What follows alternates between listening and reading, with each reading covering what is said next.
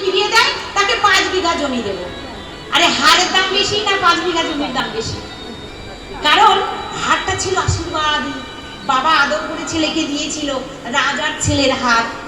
এবারে ঢেড়া পিটিয়ে দিয়েছে, সবাই শুনেছি, কিন্তু কেউ তো পায়নি। যে পাবে সে তো আগে যাবে, বাবা তোর হার নিয়ে নাও, আমি 5 বিঘা সম্পত্তি পাবো।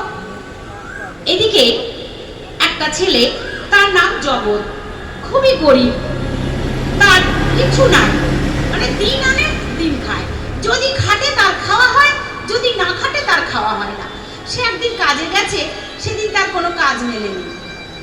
তো মনে মনে ফিরছে আজকে বাড়ি গেলে আমার স্ত্রী তো আমাকে নানান কথা বলবে, কিন্তু কাজ না পেলে আমি কি করব?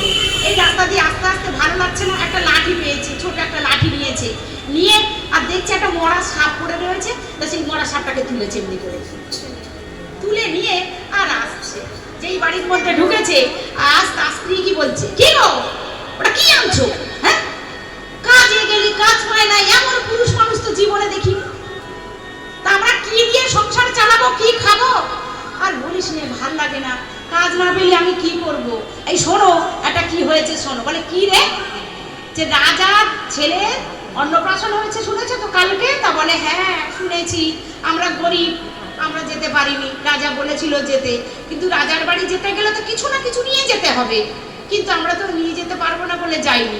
ওসব কথা বাদ দাও, শোনো, রাজার ছেলের গলার হার হারিয়ে গেছে, রাজ্যময় ঘোষণা করে দিয়েছে, কেউ যদি ওই হারটা পায় রাজা না 5 বিঘা সম্পত্তি দেবে।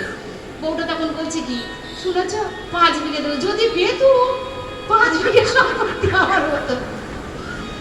এইবারে সেই জগতের ঘরের চালে, টালির চাল, তাতে কাক বসে আছে সেই সোনার হারটা মুখে নিয়ে, আর জগতের বউ রাগ